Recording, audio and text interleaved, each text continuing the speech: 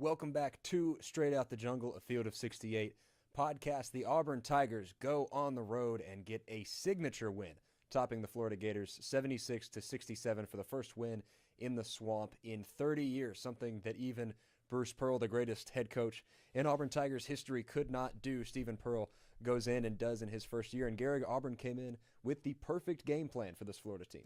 Yeah, how about it? Stephen Pearl kind of getting one of the notches that Bruce Pearl could never get, and that was beating Florida on the road. Auburn, a team that has struggled mightily against not just Florida on the road, but Florida in general over the last decade or so. So a huge win, and you're right? The defensive game plan from the jump was extremely effective. Condon held to one. Houck went off for 27, but he had a quiet first half as well. And so the bigs for Florida in the first half, virtually non-factors. Auburn having their way, especially Keyshawn Hall and Keyshawn Murphy. Yeah, the biggest thing to me in that first half, other than quieting Condon, was they kept Chinyulu off the boards, and Florida ended up out-rebounding Auburn. They had a really good second half, and by then it was a little bit too little too late, and Auburn did a good job when Florida pulled even to figure things out on the offensive end. But yeah, what they were able to do against those Florida bigs, and they just stood back, and they let them try to shoot, and Florida this year has not been a great shooting team. Their guards, as talented as they can be, and as good as Xavier Lee can be, and as good as Boogie Fland can be, Florida has struggled to shoot, and Auburn came in with the perfect game plan, and they had played some really big teams and had not played well, and boy, the bigs brought it. Stephen Pearl said 3 weeks ago this team doesn't get this win, and it felt like in the second half we might have been headed for that when Florida got the ball going in, and Auburn was turning it over, and it pulled even, and then Keyshawn Murphy, really big block and a huge challenge to overturn it from the goaltend, and it felt like after that Auburn was right back on track. Keyshawn Hall, let's talk about the first half that he had. Felt like everything that he put up was going in the first half. Almost outscored Florida on his own. He had 22. The Gators had 28 as a team. It was a perfect first half of basketball. The best 20 minutes I've seen Auburn play this year. Yeah, Keyshawn Hall, 7 of 10 shooting, 3 of 4 for deep. For a team that has really, really struggled from three, and that is still an understatement. In the past two games, they come out shooting 40% in the first half. They finished the game, I believe, 33%. Mm-hmm. So the number has increased. We talked about it on the still pod. Not great, we but talked about way it better. On the pod last week, and we said Auburn's got to shoot the ball well if they want to beat Florida. They've been winning games without it, but this is a game where they had to shoot it well. And boy, first half they were just raining in shots. Keyshawn Hall doing most of the damage, like you mentioned, and he was doing it in typical Keyshawn Hall fashion, getting to the rack. Was 5 of 5, took 5 free throws, made 3 threes, and then a bunch of clutch lays too, a couple and ones. He can score in so many levels. He has so many different moves in his bag to score the basketball. He's so hard to defend, and we were talking about it before we went on here. We thought, oh, he was a little quiet in the midweek. He still had 19 and 7. He's a quiet guy who can put up just insane numbers, and 22 first half shows you exactly how dangerous he is. And then let's also talk about the guys around him. He had a quiet second half, couldn't really get a lot to go, didn't come out super aggressive, and everybody seemed to do it when they were called on. Keyshawn Murphy, to me, has still been you see him get healthier and healthier, and what he was able to do defensively and on the boards was huge. 1 rebound shy of another double-double, ended with 16 and 9. Tahad Pettiford still has not been what we wanted him to be this year, but you talk about making a difference late. That floater over Alex Condon late was beautiful touch. Great job getting to his spot. He only had 1 assist, but he had some great passes. That pass down low to Philip Jovic that led to a couple of free throws on what Florida fans really thought was a clean block, but got a lot of his arm. It was a great pass there. I mean, still a long way to go for Tahad, for him to be where we want him to be. But he performed. He did it when he needed to. The rest of this team did as well. Jovic was good. Freeman was good.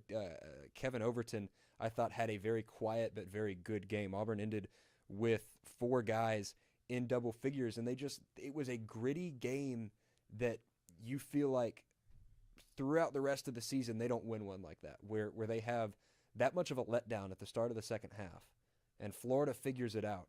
And you got to make another adjustment after you've come out with a perfect game plan and how Florida's figured you out.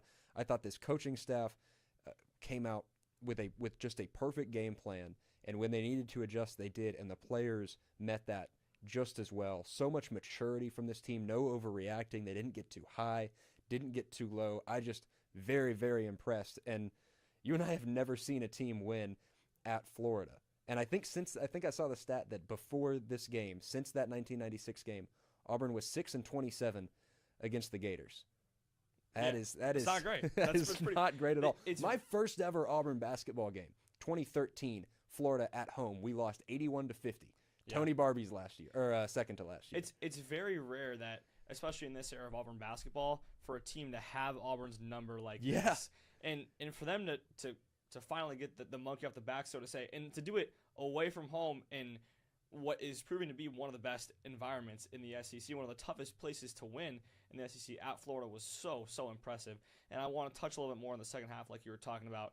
Listen to the scoring. Second half scoring: Todd Pettiford 6 points, Kevin Overton 6 points, Keyshawn Murphy 6 points, Sway 5, Phillip and Elijah both 4, and Key Hall had 2.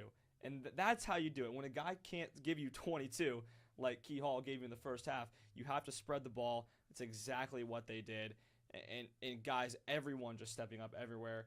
Offensively, the second half, sure, it left some to be desired, but boy, they did not let their offense affect their defense, and that is something that Stephen Pearl has harped on so much throughout games this year, is not letting bad shots or just missed shots in general affect the defense.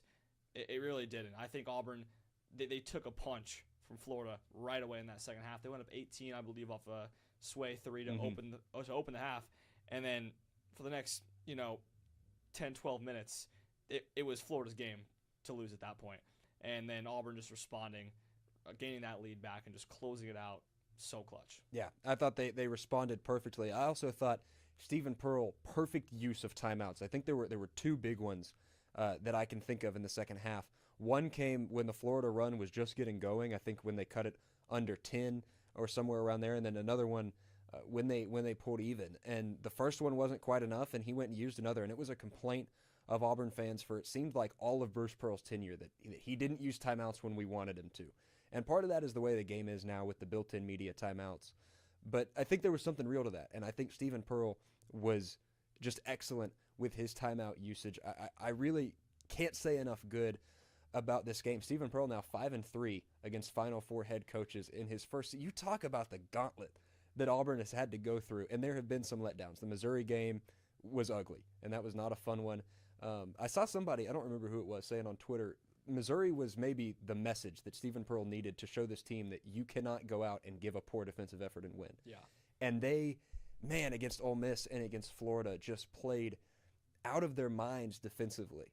I mean, it felt like a different team than we've seen all year, and there's a lot of season to go, and it is only going to get tougher from here. You get Texas, which is no slouch. They're hot, and then a run of at Tennessee, Alabama at home, Vandy at home, at Arkansas. So your next 5 games, it is tough, but it's also a chance to prove yourself. And we thought this Saturday was going to be really tough against Florida, and Auburn went in there and proved who they could be. Yeah, for Auburn, this win, I think the significance of it, people might not realize how big this one is.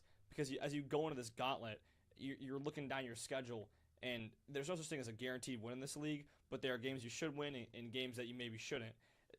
There are not a lot of games that Auburn should look at it and say, yep, we should win this one. Mm-hmm. There are so many good teams on their schedule. And so to win those ones where it's like, you go in with the other team as the favorite, it's so important, especially on the road. I think it gives them so much momentum going into this game against Texas. Texas, a team, no slouch. Yeah, no just beat up on Georgia on Saturday. I mean, the Texas game will be another teller. It seems as though the magnitude of each game throughout this season is so much greater compared to last year. I think last year Auburn's team was sort of good enough, and we knew they were good enough, that they would drop 1 or 2, which they did towards the end of the season, and it wasn't really going to affect the final product. Here with this Auburn team, the margins for error, I think, in the league this year are so slim, and so that just the importance of each game becomes magnified, and now you get a team like Texas, or last year in Auburn, Texas, or like an Auburn, Oklahoma type game, you felt really good about. Exactly. And you still probably feel good about this game going into it being at home, but it's a little more important. There's more weight to it, and I think that it's a little bit of added pressure as well. But, just a big opportunity on Tuesday. Yeah, and Auburn now, with the way the league stands, is a couple of inches of Keyshawn Murphy's fingertips away from being tied for first with the way A&M has been. And Texas A&M has been a really good basketball team. Both Auburn and Texas A&M not back into the polls yet, back into the polls for Auburn, into the polls at all for A&M, but both receiving votes. Auburn moved up projected 2 seed lines all the way from 9 to 7, which I think like that's what you get. You go on the road and you win a game that you shouldn't win against a Florida team that was as hot as they'd been all year. We were talking about it off the podcast earlier about where did we think Auburn would finish, and I think now the odds of them finishing top 4 in the SEC feel much more within reach. I mean, it feels like with how wide open the league is and how much time is left for teams to grow and change, you feel like given the start that you had to conference play, Auburn is sitting in a really, really good spot, and they just got to keep it rolling moving forward. Yeah, it's about keeping it rolling, especially that man, Keyshawn Hall. Just about an hour ago, dropped that he was co-SEC Player of the Week, so some well-deserved recognition. He had 19 and 7 against Ole Miss that was Tuesday. The Texas game's on Wednesday. I believe I misspoke earlier. Yeah, no worries. But these Tuesday, Wednesdays, they're hard to keep track of. It's the same day. It's the midweek. It basically is. And then 24 and 7 this week. So just an outrageous player that the Tigers have picked up. And I think the roles have sort of been found now with this Auburn team. Who's going to score the ball? Who's going to distribute it? What that's going to look like between Tahad and Key Hall. And so I think the Tigers have really found something. And I think it's good for them to see it work and for them to really see it come to fruition against a good team. Now they kind of know what that feels like, and they can hope to continue it against, like you said, these next 5 are brutal. Yeah, they are. Texas got a really big win Saturday against Georgia, a game that was, close early in the second half, and Texas just pulled away. That, like you said, no slouch, and then the schedule continues to just get really tough. Nobody wants to play Tennessee right now with how they looked against Alabama. Alabama's still in the top 25. You get them. You get Vandy, and then you have to go to Arkansas. And I know you already beat Arkansas this year, but that was maybe the most complete game Auburn has played was that Arkansas game. So the schedule only gets tougher, but there are right now 4 teams in the SEC that are 4-3. Auburn is one of those. A couple of games are going to separate, 4th place from 9th place, and that's a double bye versus no bye at all when you get into the SEC tournament. And Auburn, I think, just has to, like you said, there are games that you feel like you should win and games that you feel like you could win. Yeah. And Auburn, to me, there's no team in this league Auburn can't beat. But there's also no team in this league that can't beat Auburn. And so they have to come in every night not playing like they did against Missouri, but playing like they did against Florida. I continue, the more and more we talk about it, just so impressed by the scout and the coaching for the game plan coming in, because that was something that Auburn hadn't done. I mean, they played against really big teams with Arizona and Michigan. Those are the 2 that come to mind. And Michigan is not a great shooting team, and they couldn't do anything down low against those bigs. And against Florida, they made the decision that no matter what, they were not going to let the bigs beat them. Thomas Houck still had a really good game. He knocked down some threes when they challenged him to, and they were saying on the broadcast, Houck is not a great shooter. He's a 35% three-point. I mean, he's an average shooter, and a guy that big, I mean, he can knock them down. They made Florida try to beat them in a way that they didn't want to, and it worked. And I'm so excited to see that going forward. I want to see Arkansas again, because Arkansas, we were talking about it earlier, probably the most talented roster in the SEC. So I'd love to see Auburn really prove that. I mean, Bud Walton has been another kind of monkey on the back, a place that's really hard to go in and win. And I'm after this game, I have so much positivity, and I feel so excited about the rest of the SEC slate. Whereas, just a few days ago, I was excited. I love Auburn basketball, and I want to see them play. But now it's like they just got a win that they couldn't get last year. And Florida was a better team last year, but I think if you looked at it going in, I mean, Florida was the better team, and most people weren't giving Auburn a shot. And we even sat here and said, man, it's going to be really tough. They put on those orange jerseys, and they went in there, they got a huge win. We did talk about the orange jerseys. We were wondering if they were going back to back with the oranges. They did, and they won both times. But you're right. Now, Rhett, we've seen both sides of the spectrum. We've seen Auburn basketball at its absolute worst. I would say Missouri. Second half against Michigan was bad. Purdue, Michigan, Arizona. Yeah. That is Auburn basketball at its worst. And now I think we've seen it when it can be really good. I don't think it was its best versus Florida, but I think it was for a really, half. Really good. Yeah, the first half was the best we've seen them play all year by far. So now it's just a matter of can you replicate that night in and night out. It's not like this team became different. Like, it's the same team. Mm-hmm. They are just executing. They are finally starting to mesh. We have now seen sort of, I don't want to call it the ceiling yet because there's always This team can continue to get a always lot higher better. to go. But this is the new. It's the best they've been so This is far. the new peak for the Tigers, and man, they just closed the game when it mattered most. I can't stop thinking about the close. Florida 2 of their last 14 field goals. Tigers 3 of their last 3, and that's how you close the game out. Good defense turns to good offense, and they just slam the door on the road. One more thing I want to ask about before we go. Auburn went 8 men deep, but just a few minutes of Blake Michalek. Really, it was a 7-man rotation. We love Blake. We love what he brings defensively, but he does most of the time in conference play look a little bit out of his depth. Do you think against Texas or sometime soon we see Caden Magwood come into the rotation again just to try to bring some kind of spark to the ball handling and give Tahad a break? Because Tahad's defense against Florida was really good, but when you are in a stance for that long against dynamic guards, you can't bring it on offense. And I think Auburn has got to find a secondary ball handler. I don't think we do. I do not think we see Caden Magwood, simply because I think we would have seen him already at this point. I understand that. Blake had similar issues versus Ole Miss, where he just kind of gets out there and he looks a little timid. We see him turn the ball over a couple times. We see him foul. I think he had 2 fouls in his 2 minutes. Mm-hmm. I think Stephen Pearl said he fouls more than Stephen did when he was over at Tennessee. But I think you're right. It is sort of out of Blake's depth. There's really no play going through him.